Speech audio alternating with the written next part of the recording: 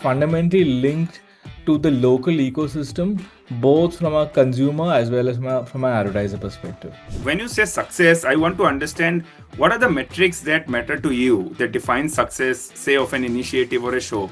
Is it still the Thursday thunder that you get from Bark, or is it something else that provides you that success? Television still remains a very core cultural touchstone. We adapted to digital excellently.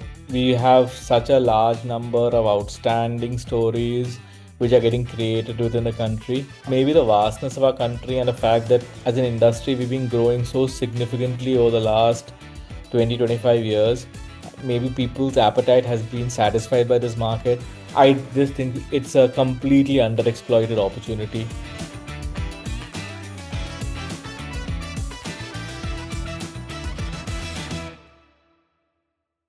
Hello, everyone. Welcome to Economic Times BrandEquity presents Brand World Dialogues South.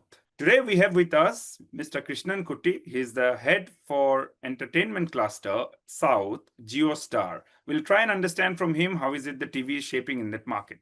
To start with, Krishnan, I want to understand from you, can you give us a bird's eye view of the southern market when it comes to television consumption? We know about the numbers. It's higher than what we say in the HSM. But what's your bird's eye view of the market? You've been, leading this for a while. How has it actually changed over the years? I think that's an interesting perspective, Anirban. Mhm. And it's always good to do this. Actually, we are also caught up in delivering our performance on a daily and a weekly basis. Mhm. Uh, you know, we ourselves very rarely kind of take a step back. I think I don't want to kind of make any comparisons, but I think from a television ecosystem perspective, I think the content ecosystem perspective, uh, it's a very, very healthy market, driven by a very, very large penetration and very heavy consumption. But I think beyond that, right, television still remains a very core cultural tentpole around which families operate. It's a part of conversations on an everyday basis, part of a lot of conversations on social, and people's life to a large degree still are very, very heavily influenced by television, and it's a very broad part of their day and their daily narrative. I think, historically, we've been a very deeply penetrated market, and that historical world keeps continuing. I think from a monetization perspective, while it has been a big focus for national brands, I think we are also very proud that we have been able to grow a lot of brands locally. There's a whole series of businesses and brands who've grown in partnership with us over the last 10, 15, 20 years. Brands like Vasant & Co, Archie Masala, Satya. These are all brands who build their businesses, build their brands on the back of television. Mhm. So these are businesses which are very fundamentally linked to the local ecosystem, both from a consumer as well as from an advertiser perspective. Fantastic. So, is linear television still the center of entertainment in Indian households, especially in the southern part of the country? Or has it, you know, i- has there an evolution that has happened? Because I know we grew up watching television together. Is that still the consumption behavior, or is TV serving a different entertainment, need today for Indian households? I think the options for consumers has dramatically increased. I think both from social, digital, OTT, all of these elements, you know, I think those options have dramatically increased. But I think television still remains a very core cultural touchstone. I think it still drives conversations. It is still something around which families get together.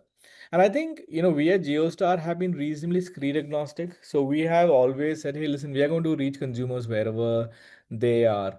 So whether it's television, whether it is on the mobile, whether it's on a connected TV, I think we've been reasonably agnostic to how we reach consumers. But I think we've also succeeded in ensuring that our content remains current, relevant, and very, very highly impactful. So we continue to offer significant scale on television. And I think that is something which really means that we continue to connect with consumers in a really, really meaningful way. And Correct. that's something which, which is a everyday battle, because options are more. That's everybody is a video provider. Mhm. And so you really have to continue to be a top at the top of your game to continue commanding that attention. How do you see this category of Indian broadcast actually grow? Is it going to be on the back of you increasing your ad rates, or is it going to be on the back of more advertisers join? I mean, every other day I see a big category of advertisers being wiped out. I saw the crypto guys go away. I saw the gaming guys go away. We were big advertisers. So then it becomes a conundrum, right? So how do you see this category, this business actually grow over a period of time? I don't think there's a choice. You have to do both, right? I think that is the reality. We have to do both, and we have to really focus on, becoming relevant to a larger and larger number of advertisers. And how do you kind of get, and how do you again fundamentally become a partner for growing businesses? And that really is the key role. But I think, building tent poles, building opportunities to create impact and driving premiumization, being relevant again across both television and digital to your premium audiences. I think these are all key pieces for in terms of what we have to do. I think what our orientation as a industry also has to move towards is, move from saying, hey, listen, we're delivering reach, to saying, hey, listen, we're partners to business growth. We are really going to understand and deliver on return on ad spends, right? Saying, hey, look, the money you spend with us is going to really help your business grow, and it's going to give you the best bang for the buck. I think that is something which we need to do and we need to focus on increasingly. Very well put. So you mentioned tent poles. How we see TV operate today is on one side you have these tent pole properties, the big large scale productions, what we call the magnum opus, your big bosses, for example. And then you have the daily soaps which work on a per episodic format, and then this brings you way big ratings. Uh, what's the balance to us, like, is it you need to have more of those 10 poles because we are getting accustomed to 10 poles, or is it that you need to equally invest into daily soaps so that there is an equal balance going on? How do you play the content storyboard today? No, I think you have to take a portfolio approach. It is something which makes advertisers excited, makes consumers excited. It is something which people look forward to. And yeah, like we right now we have Big Boss running across all four languages. It's happened for the first time for me at least.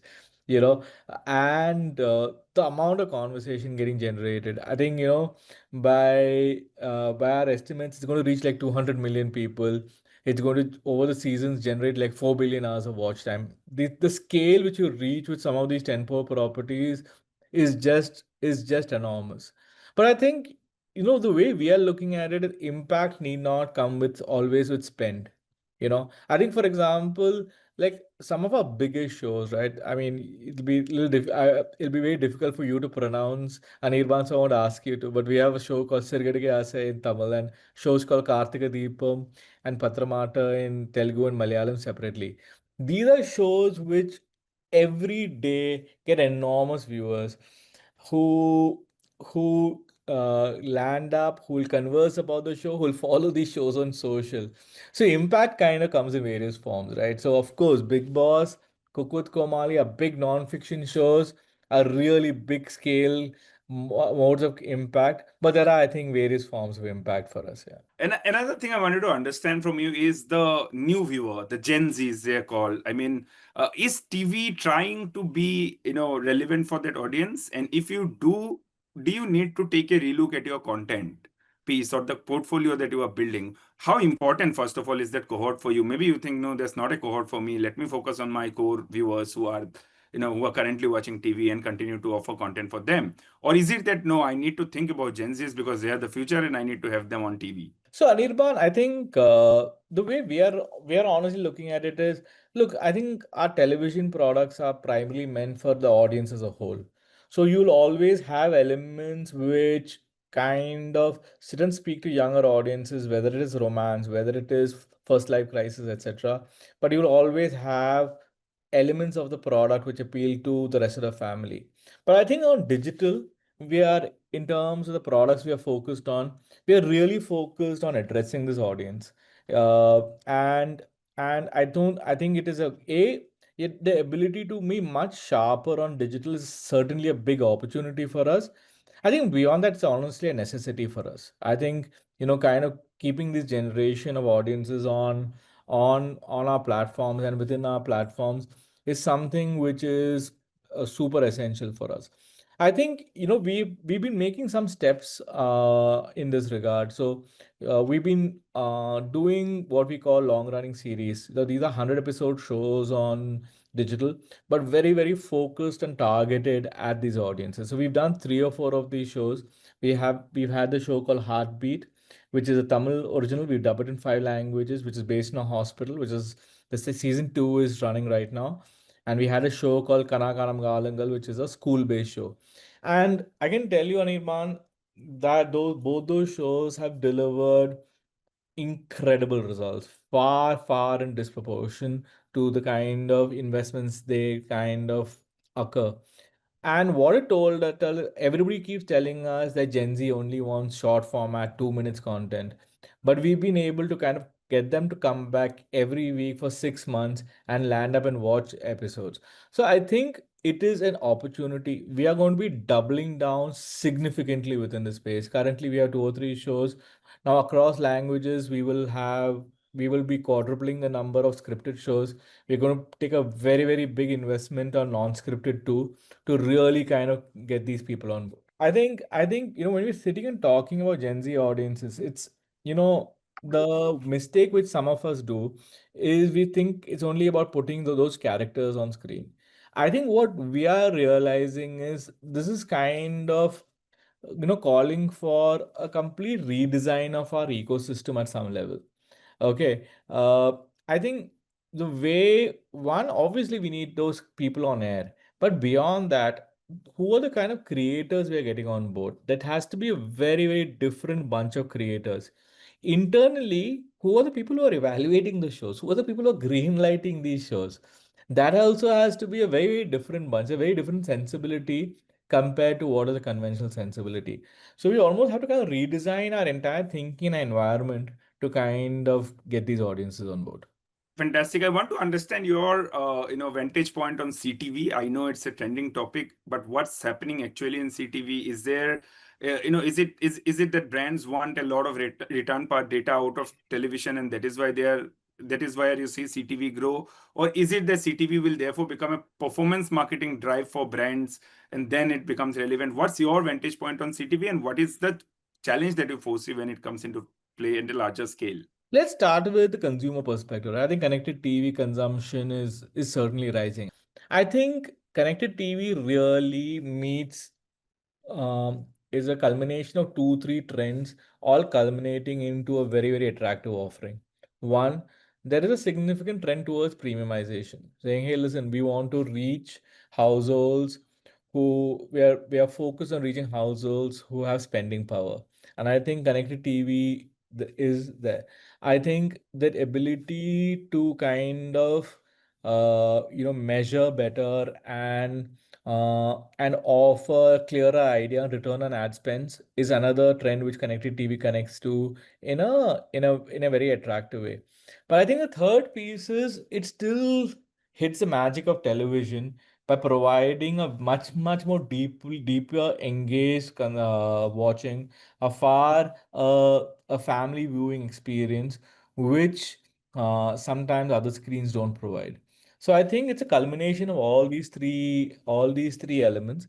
I think we as Geo Hotstar are taking a big bet on it. It is something which we are seeing within our data is driving every year a larger and larger amount of our consumption on our products is happening on connected TV. And I think it's meeting where the consumers are going, and it's also addressing significant advertiser appetite.